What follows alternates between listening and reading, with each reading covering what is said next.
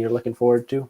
Yeah, for sure. So I want to see how Utah's run defense does against this UW rush game. Mm. Last week the Huskies put up over 200 yards on Arizona, and they put up 4 touchdowns as well.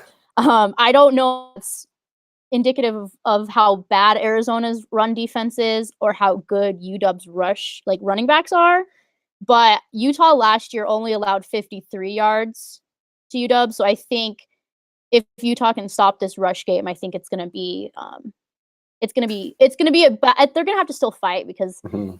the Utah secondary is a whole nother ball game. But if they can stop the rush game, I think Utah is gonna be in a good position. Yeah, touching on that a bit, I think that would be a very big key for Utah. And the UW rushing attack, I think it's a good rushing attack. I mean, they've got 4 running backs that they feel comfortable playing. Mhm. And then you got to take in account, though, they played OSU, no defense really. Arizona, not a really good defense. And now you're playing Utah, who historically they've been a really good defense. Maybe this year not as strong, but still a much better defense than the previous 2 opponents. So I think that's going to be a really good matchup.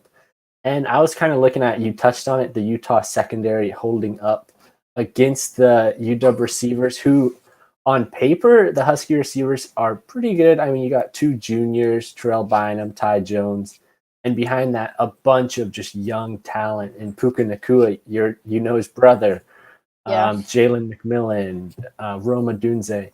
But through 2 games, the thing that has really hit the Husky wide receivers, they've gotten open, they've been in scoring spots, but they've just dropped a bunch of passes. So I'm wondering how the Utah secondary is going to hold up, and if these Husky wide receivers can get past them, if they'll be able to catch the ball. I think it's also interesting. Like Utah's first game was against USC, who Mm. has undoubtedly one of the best wide receiving cores in the conference, and that was not an easy task for this young secondary to face week 1. And yeah, like you guys have some talented wide receivers. Like we know Mm. about Puka Nakua here. Like his brother Samson is one of our favorite wide receivers.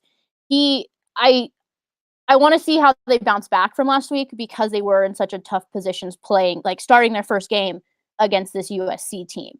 And like you said, like they've had some balls that they should have caught that they didn't. Yeah. And I don't know if it's just because, like you've already said, like Arizona not that great of a defense, Mm. Oregon State not that great of a defense. Like now that they're kind of facing one of those higher tier defenses, Yeah. I want to see how it goes. This secondary still has a lot to work on being so young, but I think that starting off against USC was actually probably a blessing in disguise.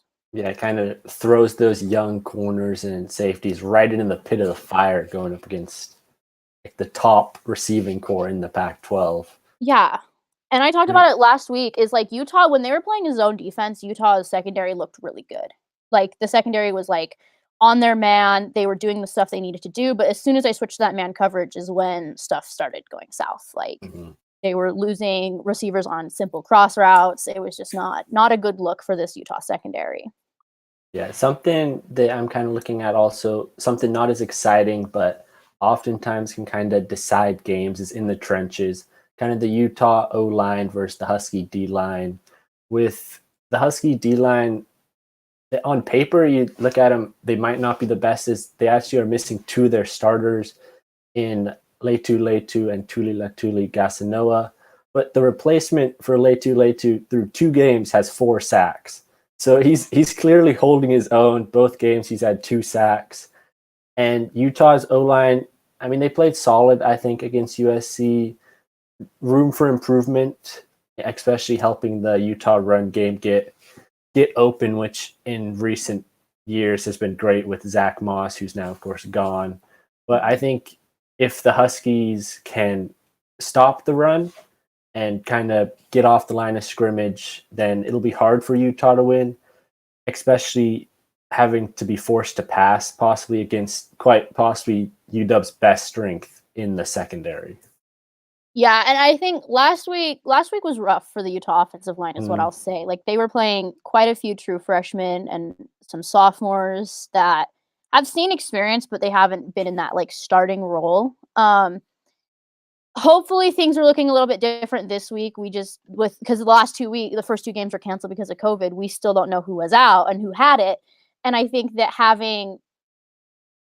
hopefully everyone will be back and like in a better position this week. But I wouldn't be surprised if this Utah offensive line looks different if they mix up the rotations and stuff. Like we have guys like someone like Nick Ford can play almost everywhere on the offensive line. There's some places where he thrives a little bit more, but the Utah offensive line, they have a good chunk of guys. They have a good crew. It's just that they need the experience. And at this point, I think a lot of Utah fans are talking about how like this is a season about gaining experience because it hasn't been like literally anything we expected. And if Utah can open up this rush game, Utah has 4 really good running backs who are going to be able to get stuff done because all 4 of them are very different rushers. Like Ty Jordan, our true freshman, had a great game last week against USC. When nothing seemed to be going for this like Utah offense, Ty Jordan was the little bright spot we had. And you have Jordan Wilmore, you have Devin Brumfield, you have Mekhi Bernard. Like all 4 of them are going to be able to do stuff, and they all run differently. And I think if they can bust open the run game, I think that it might make it a little bit easier on the pass game for Utah.